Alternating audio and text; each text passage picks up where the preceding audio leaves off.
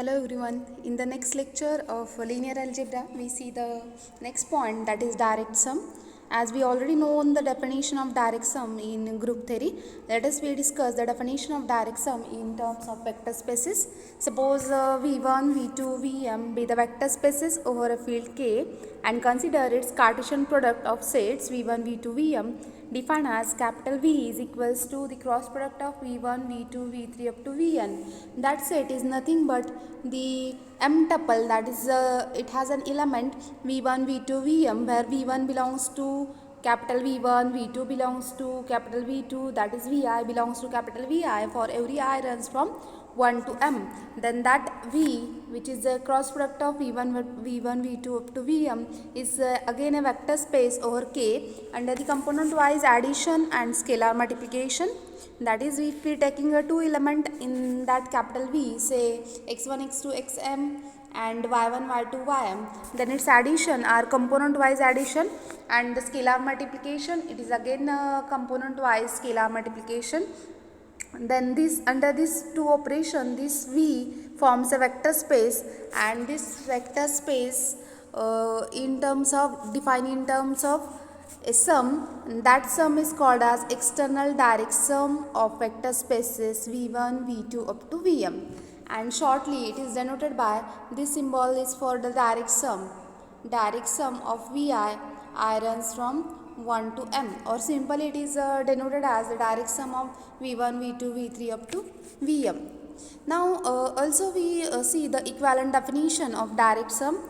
Suppose V1, V2, Vm be the vector spaces over field K, then V can be written as the direct sum of V1, V2, Vm is a finite dimensional if and only if each Vi is of finite dimensional, and in that case the addition of each vector spaces addition of dimension of each vector space are nothing but the dimension of vector space V.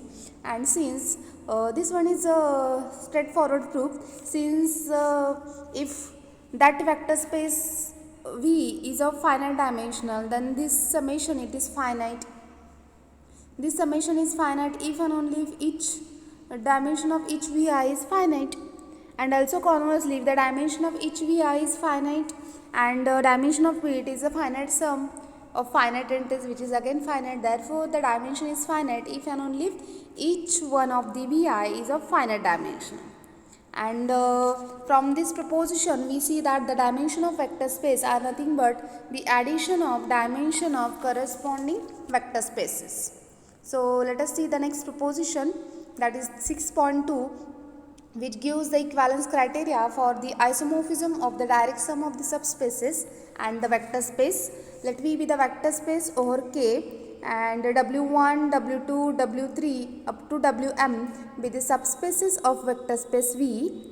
And if number 1, if vector space can be written as the sum of subspaces, say W1 plus W2 up to Wm, and for each K the intersection of Wk and the summation of Wi, I runs from 1 to M and I is not equals to K, that is I is different from K, then that summation of subspaces Wi and the intersection with Wk, it is 0.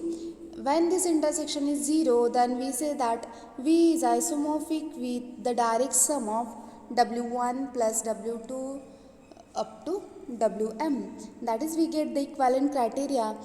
If V is a vector space which is the addition of subspaces W1, W2 up to Wm, and these subspaces are disjoint with one of the subspaces and the summation of previous one, this intersection is a singleton 0, then that vector space is isomorphic with direct sum. Not only sum, this sum becomes a direct sum. That is, V is isomorphic to direct sum of W1, W2, W3 up to Wm. So these are the criteria for the subspaces corresponding to direct sum. Now in that theorem, V is called as internal direct sum of W1, W2 up to Wm.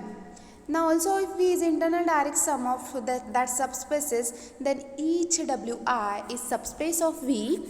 And if V is the external direct sum, then Wi is not a subspaces of V for any I. Now see, this is an important note. If V is internal direct sum, then each W1, W2, W3, Wm are the subspaces of V. But if V is external direct sum, then need not be that each W1, W2, Wi are the subspaces. Moreover, it is not a subspace for any I. Also, the Wi cap, it is a subspace of V which is isomorphic to Wi. Okay. Therefore, from that lecture, we consider the direct sum. It stands for internal direct sum. That is the internal direct sum, and we require each Wi must be a subspace. Okay. Now see the next proposition. Let W1, W2 up to Wm be the subspaces of vector space V. Then V is a direct sum. That direct sum stands for internal direct sum. Internal direct sum of W1, W2 up to Wm if and only if each element small v of V admits a unique representation as a sum of elements, say small v is equals to small v1 plus v2 plus v3 up to Vm, where each Vi belongs to Wi. So remember this thing that if a vector space can be written as the direct sum of the subspaces, then each element in vector space has a unique representation in terms of sum of the elements of corresponding subspaces. So let us see some example. Let V vector space, it is R4, and W it is generated by that two vector. Then we have to find out a subspaces W1 and W2 of vector space V, such that vector space it is direct sum of W and W1, and V is equals to the addition of W and W2, but W1 and W2 are different. So here we have given that vector space R4, that is it contains a 4 basis element, dimension of R4 4. So it has a subspaces having dimension less than or equal to 4. Now suppose W it is generated by the two vectors 1 1 0 0 1 0 1 0. Now here see that W it is subspace of R4, obviously it is linearly independent. Now we see that the remaining two elements are required to form a basis for a R4. So suppose we choose one another element which is not in W. So W contains all element having first two position 1 1 and 1 and third position 1 1. If we choose the remaining one, that is fourth position is 1 and remaining are 0, this format are not in W. Also third position 1 and remaining entries are 0, then this form it is not in W. So we choose y1 is equals to an element 0 0 1 transpose which belongs to the vector space V deleted generated by X, and y2 is equals to 0 0 1 0 belongs to the vector space V deleted X union y1. So clearly these are the standard basis element, and this set y1 y2 it is linearly independent, and that linearly independent subset called as capital Y1. So we take a subspace, say W1, it is generated by y1 y2, that is it is generated by W1. Now we know that the criteria for the direct sum, that is a vector space V can be written as the direct sum of W and W1 if and only if each element in V can be written as the addition of an element of W and element of W1, and also its intersection it is empty. So let us check that a vector space V, what is the W? That W is generated by the two elements, that is 1 1 0 0 1 0 1 0. And what about W1? W1 it is generated by 0 0 0 1 and 0 0 1 0 transpose. So here we observe that the trivially the set y1 y2 linearly independent. Also as we compare with elements of W, if we add a y1 y2 in W, then that set is also linearly independent. Also we observe that any vector in R4 can be written as, say, A, B, C, D in R4 can be written as linear combination of, that is what are the linear combination? It is some alpha into 1 1 0 0 plus beta into 1 0 1 0 plus gamma into 0 0 0 1 plus delta into 0 0 1 0 transpose. So we prove that a vector space V can be written as a direct sum of W and W1 since the intersection of W and W1 are empty. So similarly we have to find out a W2 taking y2 how we construct a y2 can be constructed as taking one element in W and taking one of the element in capital Y1, say Y1. So Y2 can be construct as one element in W plus Y1 union Y deleted Y1. So it is in the format of 1 1 0 1 0 0 1 0. It is generated by Y2. If you taking a subspace W2 generated by Y2, then any element from the vector space V, that is from R4 A B C D, can be written as the sum of the elements of W and the element generated by Y2. So V is direct sum of W and W2. And also here we observe that W1 it is not equals to W2 since 0 0 0 1 belongs to W1 but not in W2. So this is an answer. Now on the same way, next we see the next example in the exercise, that is find the non-zero subspaces W1, W2 and W3 of R3 such that R3 is equals to the addition of the subspaces W1, W2, W3 and their intersection is 0, and also it satisfies that R3 it is not a direct sum of W1, W2, W3. On that, like first example, we solve the second one. Taking W1, it is generated by the standard basis E1, E2, W2, E2, E3 and W3, E1, E3. Now here we observe that what are the intersection of W1, W2, W3. In W1, E2 is common but it is not present in A3. Therefore, W1 intersection W2 intersection W3 it is singleton 0. Also, if we consider that R3 can be written as the addition of W1, W2, W3. Also, their intersection is empty, but W1 intersection W2 plus W3 it can be generated by that E1 generated by E1 E2 intersection W1 union W2 which is E1 E2 E3. So what is intersection? Intersection is again W1 which is non-zero. So therefore this sum is not an direct sum. So R3 it is not equals to the direct sum of W1, W2, W3. So this is an internal direct sum.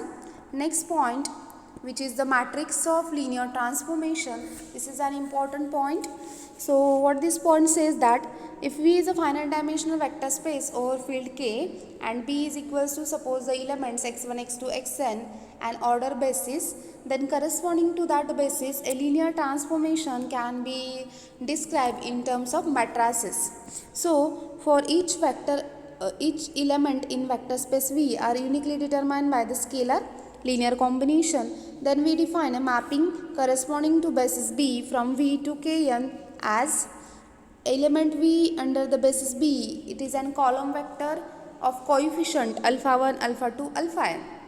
If two elements are equal, then their images are also equal. Therefore, this mapping is well defined. Also, mapping is linear. Also, mapping is surjective. And we define this mapping defines an isomorphism from V to Kn. So, for using that mapping, suppose V dash be the another vector space over K of a finite dimension M and B dash be the another basis of V dash, then clearly this mapping under the basis B dash from V dash to Km, it is again an isomorphism from the same way. And if T is a linear transformation from V to V dash, then T of xj, since each xj can be written as linear combinations, so T of xj it is defined as summation of alpha ij yi. So corresponding to new basis B dash, this is a matrix of representation of a linear map T under the basis B dash, and this one is hold since for any V belongs to V small v can be written as linear combination of summation of Bj xj, and hence T of V it is summation of Bj T of xj Also the column vector represented of T of V in B dash. So this can be represented as T of V in terms of the basis B dash. It is nothing but the summation of the coefficient Bj T of xj under the basis B dash, and this forms a matrix of transformation. So every linear map can be transformed into the matrix. On equivalently, every matrix can be determined a unique linear transformation under the choice of basis B and B dash. So here the coefficient alpha ij are uniquely determined depend on the choice of the basis B and B dash. So in that way, if we can write down a matrix of transformation with respect to the ordered basis B and B dash, that this is representation, and this one is nothing but the matrix having the coefficient first row alpha 1 1, alpha 1 2, alpha 1 3 up to alpha 1 n and so on up to the m by n matrix, and this matrix is called as a matrix of linear transformation T with respect to the ordered basis B and B dash. So in that transformation or in that representation, the kth column of that matrix of transformation for the order basis B to B dash, it is nothing but the transformation of an element xk under B dash. So using that equation for all x, we have this formula, that is a matrix of transformation T of V with respect to B dash. It is nothing but the matrix of transformation changing from basis B to B dash with an elements. So the composition of linear transformation using matrix of linear transformation we define by using the previous formula. Sometimes it is called as change of basis formula. First upon see the definition of composition of linear transformation. Let V dash, V double dash be the finite dimensional vector spaces over field K of dimension n, m, and L respectively. Let T be the linear transformation from V to V dash, S be the linear transformation from V dash to V double dash, and B, B dash, B double dash are the order basis of V, V dash, V double dash respectively. Then for any element, small element V belongs to V, the composition of linear transformation S composite T corresponding to the basis B to the basis B double dash, it is defined as S composite T on element V of B double dash, it is S of T of V of B double dash.